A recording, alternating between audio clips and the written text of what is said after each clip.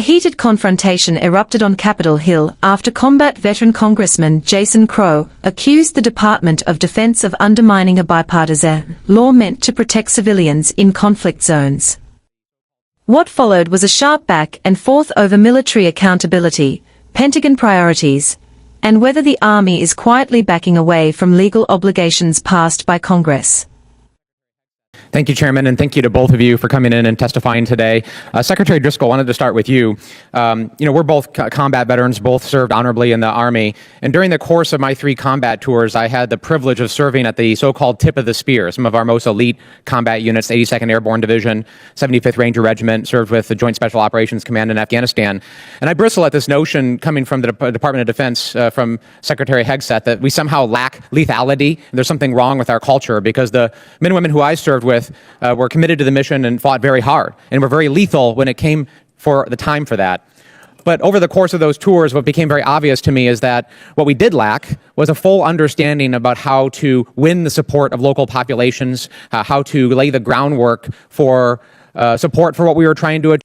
That we were very good with missions, very great with tactics in accomplishing every mission, but we ultimately lost the support of the people in Iraq and Afghanistan who we were there to serve and to help liberate. So I created a bipartisan law in 2023 to create a Civilian Protection Center of Excellence, to assemble the best practices, to understand how we protect civilians. We make that a priority for our military. That CPCOE passed on a bipartisan basis years ago. It was nestled in the Army where it exists. I'm very concerned by a recent DoD IG report that says, quote, in February 2025, the Acting Undersecretary of Defense and the Secretary of the Army each developed proposals for the SecDef to consider and approve options to eliminate or significantly reduce the CPCOE. How do you square that with law in the bipartisan intent of this committee, including many fellow combat veterans, that we make this a priority for our military?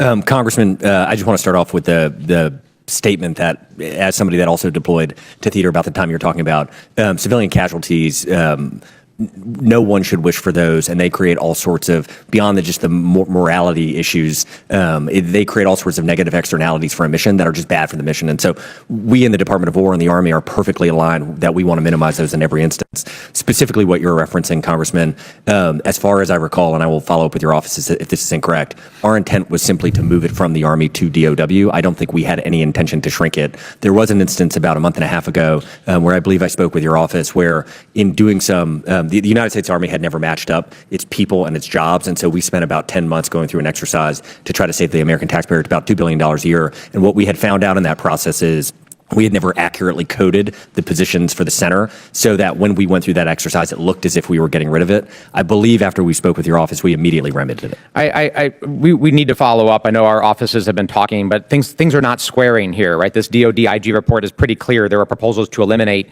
CPCOE, which is different from a coding shift or an accounting shift of personnel and resources, because the report went on and it said, it found that lost personnel and leadership at COE is hindering full DoD compliance with its civilian casualties and harm policy, a policy required by federal law.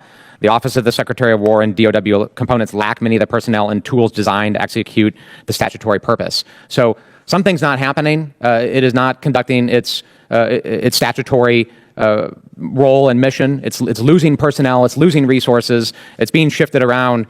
This needs to be fixed, because this is law. If you don't like the law, we can talk about that, what needs to be changed, but it has to be changed here. So long as it is law, it needs to be carried out.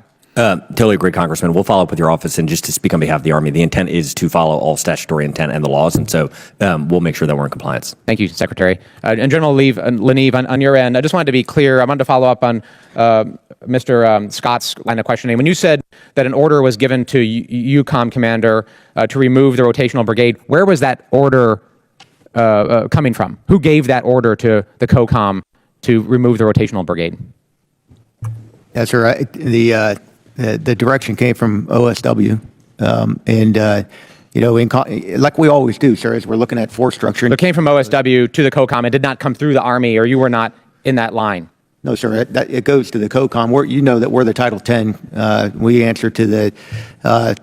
We build the force packages, and we. I understand how the Army works. Yes, sir. I get that. know you. Gentleman's time's expired. Chair, not recognize gentleman from Nebraska, General Bacon. Thank you, Mr. Secretary, and thank you, General Laneeve, for being here. I know this wasn't your decision. This is the Secretary of Defense's decision.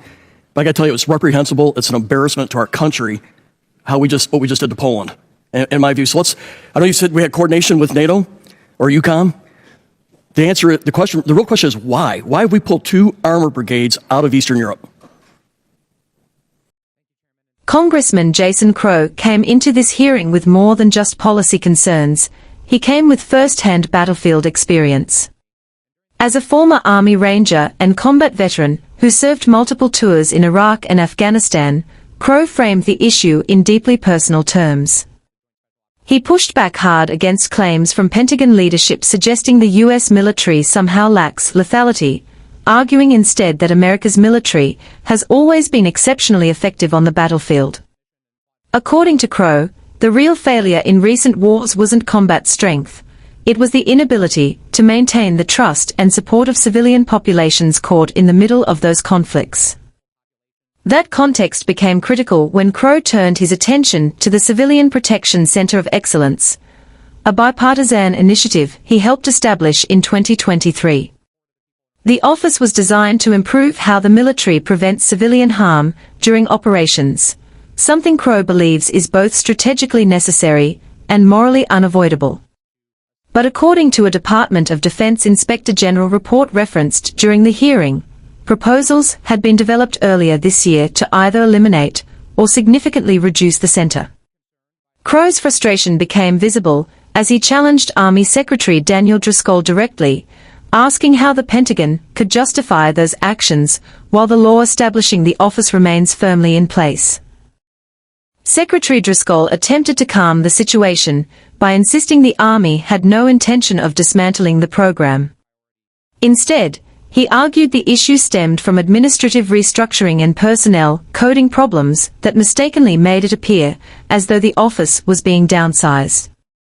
Driscoll emphasized that both he and the Army support minimizing civilian casualties and acknowledged the broader strategic consequences when civilians are harmed during military operations. But Crow clearly wasn't satisfied. He repeatedly pointed back to the Inspector General's findings, which specifically stated that personnel losses and leadership gaps were actively hindering compliance with federal law and weakening the office's statutory mission. The exchange exposed a much larger tension inside Washington right now, the growing divide between Congress and parts of the Pentagon over military priorities under Secretary Pete Hegseth's leadership. Crow's argument wasn't simply about bureaucracy, it was about whether legally mandated oversight and humanitarian protections are being quietly deprioritized inside the Department of Defense. His warning was blunt: if Pentagon leaders disagree with the law, they should come back to Congress and argue for changes openly. But until then, the law must be enforced exactly as written. That line seemed to resonate strongly because it shifted the conversation away from politics and toward accountability. And the hearing didn't stop there. The discussion quickly expanded into broader questions about military decision-making, including controversial troop movements in Eastern Europe. Lawmakers expressed outrage after learning that orders regarding rotational brigades came directly from the Office of the Secretary of War rather than through traditional Army channels. Congressman Don Bacon went as far as calling the decision reprehensible and an embarrassment to our country. Taken together, the hearing painted a picture of growing bipartisan concern over transparency, chain of command decisions, and whether key national security choices are being made without sufficient oversight. What started as a discussion about civilian protection quickly evolved into a much wider debate about trust inside the Pentagon itself.